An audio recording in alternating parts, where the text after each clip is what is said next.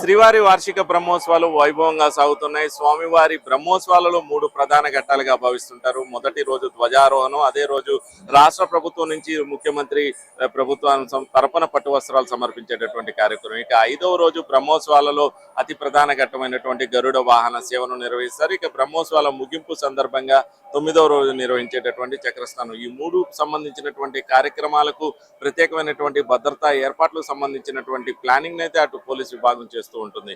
ఇప్పటికే విజయవంతంగా మొదటి ఘట్టం అయితే పూర్తయింది. ఇక బ్రహ్మోత్సవాలలో అతి ప్రధాన ఘట్టమైనటువంటి గరుడ వాహన సేవ నిర్వహణపై పోలీసు యంత్రాంగం దృష్టి సారించింది. దీనికి సంబంధించినటువంటి వివరాలు తెలపడానికి మనతో పాటు తిరుపతి జిల్లా ఎస్పీ సుబ్రాయుడు ఉన్నారు. వారిని అడిగి మరిన్ని వివరాలు తెలుసుకునే ప్రయత్నం చేద్దాం. సో చెప్పండి, బ్రహ్మోత్సవాలలో ప్రధాన ఘట్టమైనటువంటి గరుడ వాహన సేవకు సంబంధించి భద్రతా పరంగా ఏ విధమైనటువంటి ఏర్పాట్లు చేస్తున్నారు? అందరికీ నమస్కారం. తిరుమల శ్రీవారి బ్రహ్మోత్సవాల్లో అతి ముఖ్య ఘట్టమైన గరుడ సేవకు సంబంధించి తగినంత భద్రతా ఏర్పాట్లు పూర్తిగా ఏర్పాటు చేయడం జరిగింది. అటు టీటీడీ మరియు విజిలెన్స్ విభాగంతో కోఆర్డినేట్ చేసుకుంటూ ఒక బృహత్కర ప్రణాళికను ఏర్పాటు చేయడం జరిగింది. దాదాపు 3600 మంది పోలీసు విభాగాలని తిరుమలలోను, తిరుపతిలో దాదాపు 1000 మెంబర్స్తో ఒక పకడ్బందీ ప్రణాళిక ఏర్పాటు చేయడం జరిగింది. ముఖ్యంగా భక్తులు వచ్చే భక్తులకు పార్కింగ్ సదుపాయాల్లో ముఖ్యంగా తీసుకున్నప్పుడు తిరుమలలో కేవలం తక్కువ పార్కింగ్ సదుపాయం ఉంది కాబట్టి అక్కడితో ఎక్కడైతే ఆ పార్కింగ్ సదుపాయాన్ని పూర్తి అయిపోయిన తర్వాత వచ్చే భక్తులకు తిరుపతిలో 5 ప్రాంతాలలో పార్కింగ్ ఏర్పాటు చేసి ఆ ప్రాంతాల నుండి ఆర్టీసీ సదుపాయం ద్వారా భక్తులు పైకి తీసుకురావడం జరుగుతుంది. ఎటువంటి రద్దీ అవకాశం లేకుండా ఒక సురక్షితమైన సంతోషకరంగా వీళ్ళందరినీ కూడా పైకి తీసుకొచ్చి మాడా స్ట్రీట్లకు తీసుకురావడం జరుగుతుంది. మాడా స్ట్రీట్లో నిండిన తర్వాత భక్తులు ఇంకా కొంతమంది భక్తులకు అవకాశం కల్పించే విధంగా 4 మాడా స్ట్రీట్స్ యొక్క కార్నర్స్ నుండి ఒక లాంగ్ క్యూ లైన్స్ ఏర్పాటు చేసి ఆ క్యూ లైన్స్ ద్వారా భక్తులని తీసుకొని గరుడ సేవ వీక్షించే అవకాశం కల్పించడం జరిగింది ఈ ఇయర్. దీంట్లో భాగంగా ఆర్టీసీ బస్సులను పార్కింగ్ సదుపాయం అయిపోయిన తర్వాత డైరెక్ట్గా ఆ ప్రాంతాలకి భక్తులను తీసుకెళ్లి అక్కడి నుండి క్యూ లైన్స్ ద్వారా తీసుకురావడం జరుగుతుంది. ఈ మాడా స్ట్రీట్స్ని కానీ లేదా outer ring road, inner ring road కానీ మానిటర్ చేయడానికి రియల్ టైమ్ మానిటరింగ్ సిస్టమ్ ద్వారా కమాండ్ కంట్రోల్ ద్వారా దాదాపు 3600 కెమెరాస్ని కనెక్ట్ చేస్తూ రియల్ టైమ్ ఏఎన్పిఆర్ మరియు ఏఐ కెమెరాస్ ద్వారా కంప్లీట్గా టైం టు టైం వీటిని వీక్షిస్తూ అవసరమైన చోట క్రౌడ్ మేనేజ్మెంట్ చేయడానికి ఇమ్మీడియట్గా డెసిషన్ తీసుకోవడం జరుగుతుంది. సో ముఖ్యంగా వచ్చే భక్తులు పోలీస్ వారికి, విజిలెన్స్ వారికి మరియు టీటీడీ వారు చేసే సూచనలు పాటించి సురక్షితంగా సంతోషకరంగా బ్రహ్మోత్సవాలు తిలకించాలని కోరుకుంటున్నాను. సో భద్రతా పర్యవేక్షణలో టెక్నాలజీని ఏ విధంగా ఉపయోగించబోతున్నారు? అంటే తిరుమలలో ఉన్నటువంటి కమాండ్ కంట్రోల్ సెంటర్ని కావచ్చు, అదేవిధంగా ఏఐ టెక్నాలజీని కావచ్చు, ఏ విధంగా వినియోగించుకోబోతున్నారు? ఏఐ మరియు ఏఎన్పిఆర్ కెమెరాస్ని దాదాపు ఇంపార్టెంట్ ప్రాంతాలన్నీ కూడా కవర్ చేస్తూ మనం ఆల్రెడీ ఫిక్స్ చేయడం జరిగింది. అంతేకాకుండా తిరుపతిలో ఇప్పటి వరకు దాదాపు 3600 కెమెరాస్ కమాండ్ కంట్రోల్ రూమ్కి అనుసంధానించడం జరిగింది.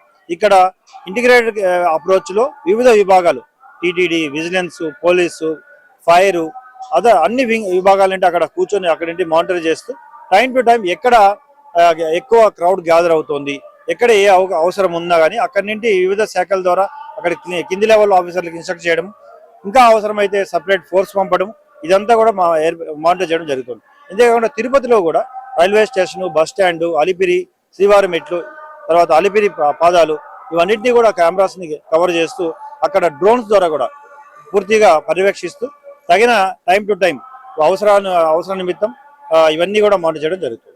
బ్రహ్మోత్సవాల్లో ఒకవైపు భక్తుల తాకిడి, మరోవైపు దొంగల చేతివాటం కూడా జరుగుతూ ఉంటుంది.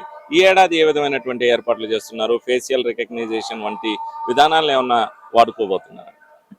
మన రాష్ట్రం నుండే కాకుండా వివిధ రాష్ట్రాల నుండి కూడా క్రైమ్ పార్టీస్ని పిలిపించడం జరిగింది.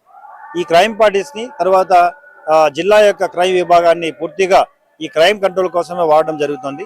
ఇందులో ప్యాప్లాన్ సిస్టమ్స్, స్కానర్స్ వాడుతూ వీళ్ళ ఫింగర్ ప్రింట్స్ కూడా అనుమానమైన వ్యక్తులకు చెక్ చేయడం జరుగుతుంది. అదేవిధంగా అలిపిరి, శ్రీవారి మెట్లు ఎక్కడైతే ఎక్కువ గ్యాదర్ ఉంటుందో అనుమానస్తుల వ్యక్తులు ఉంటారో వారికి ఫింగర్ ప్రింట్స్ చెక్ చేసి ఎవరైనా ఇటువంటి అఫెన్సెస్ చేసినప్పుడు ఇమ్మీడియట్గా క్రైమ్ ద్వారా వీటిని కంట్రోల్ చేయడం జరుగుతుంది. ఇంకా ఒక అడిషనల్ ఎస్పీ స్థాయి అధికారి ఈ రైల్వే స్టేషన్, బస్ స్టాండ్ ఇక్కడ ప్రాంతాలలో క్రైమ్ని పూర్తిగా కంట్రోల్ చేయడానికి ఫేషియల్ రికగ్నిషన్ మన ఐఎన్పిఆర్ కెమెరాస్ కూడా వాడడం జరుగుతుంది.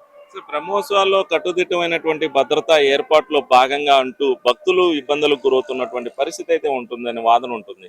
ఈ ఏడాది ఫ్రెండ్లీ పోలీసింగ్ లో భాగంగా ఎలాంటి కార్యక్రమాలు చేస్తున్నారు? ఎప్పుడు కూడా భక్తుల యొక్క ఆ, రక్షణ, భక్తుల యొక్క సంతోషమే పోలీస్ బాధ్యత. తిరుపతి పోలీస్ ఆ కాన్సెప్ట్ తోనే ముందుకు వెళ్తుంది. ఈసారి కూడా వచ్చిన ఫోర్సెస్ అన్నిటికీ కూడా చాలా క్లియర్ గా ఇన్స్ట్రక్ట్ చేయడం జరిగింది. ఇక్కడికి వచ్చింది భక్తుల యొక్క బాగోగులు చూడడానికి, వారిని స్మూత్ గా వారితో బిహేవ్ చేసి వారి యొక్క సంతోషకరంగా వారిని గైడ్ చేయడానికి తప్ప ఇక్కడ వారిని కంట్రోల్ చేయడానికి కాదు. ఆ కాన్సెప్ట్ తోనే ముందుకు పోవడం జరుగుతుంది. సో ఈ జియో ట్యాగింగ్ విధానాన్ని ఏ విధంగా వినియోగిస్తారు? జియో ట్యాగింగ్ విధానంని ద్వారా ఈ వృద్ధులు, తర్వాత చిన్నపిల్లలు వచ్చిన వారు తప్పిపోయే ప్రమాదం ఉంది కాబట్టి ప్రతి ఒక్కరికి కూడా జియో ట్యాగ్ చేసి వారి డీటెయిల్స్ అన్ని కూడా అందులో ఉంటాయి.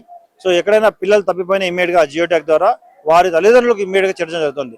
దీనికోసం కూడా మే హెల్ప్ డెస్క్లు, జియో ట్యాగ్ సిస్టమ్స్ ని కంప్లీట్ గా అటు అలిపిరి పాదాలు, శ్రీవారి మెట్లు, తర్వాత బస్ స్టాండ్ ఇక్కడ రద్దీ ప్రాంతాల్లో కూడా ఏర్పాటు చేసి ఆ పిల్లలందరికీ, వృద్ధులకి కూడా జియో ట్యాగ్ జరుగుతుంది. ఇప్పటికే లాస్ట్ 2 days లో చాలా మందిని ట్రేస్ చేసి వాళ్ళకి అప్పచెప్పడం జరిగింది. మీడియా ద్వారా మేము తెలియజేయడం ఏంటంటే ఎక్కువగా దీన్ని వినియోగించుకొని రైల్వే స్టేషన్, బస్ స్టాండ్ ఎక్కడైతే జియో ట్యాగ్ ఉందో దాన్ని ఉపయోగించుకొని సురక్షితంగా ఇల్లు చేరాలని కోరుకుంటున్నాం. ఇది భక్తుల రక్షణ, వారికి సంబంధించి ఎలాంటి ఇబ్బందులు లేకుండా సౌకర్యాలు కల్పించడం పైనే జిల్లా పోలీస్ యంత్రాంగం దృష్టి సారించింది. ఇక ఫ్రెండ్లీ పోలీసింగ్ భాగంగానే ఇక్కడ వచ్చినటువంటి భక్తులతో మర్యాద పూర్వకంగా మెలుగుతూ వారికి భద్రత కల్పించే విధంగా కూడా ఏర్పాట్లు చేస్తున్నాం. ఇక జియో ట్యాగింగ్ విధానంతో చిన్నపిల్లలు, అదేవిధంగా వృద్ధులు తప్పిపోకుండా జాగ్రత్తలు తీసుకునేటటువంటి ప్రయత్నం చేస్తున్నాం. ఇక బ్రహ్మోత్సవాల సందర్భంగా వస్తున్నటువంటి భక్తులు పార్కింగ్ సంబంధించినటువంటి ఇబ్బందులు కూడా ఏర్పడకుండా పూర్తి స్థాయిలో జాగ్రత్తలు తీసుకుంటున్నాం. ఇక గరుడ వాహన సేవ రోజైతే అదనపు క్యూ లైన్ ఏర్పాటు చేస్తున్నటువంటి నేపథ్యంలో అక్కడికి నేరుగా ఆర్టీసీ బస్సుల ద్వారా భక్తులను తీసుకువెళ్లి వారికి దర్శన భాగ్యం కల్పించేలా ప్రత్యేక చొరవ కూడా తీసుకుంటున్నట్లు తిరుపతి అర్బన్ ఎస్పీ సుబ్బరాయుడు గారు పేర్కొంటున్నారు. ఇది తిరుమలలో జరుగుతున్నటువంటి తాజా భద్రతా ఏర్పాట్లు. Camera person Shravanth, Mohan Prasad, NTV, Tirumala నుంచి.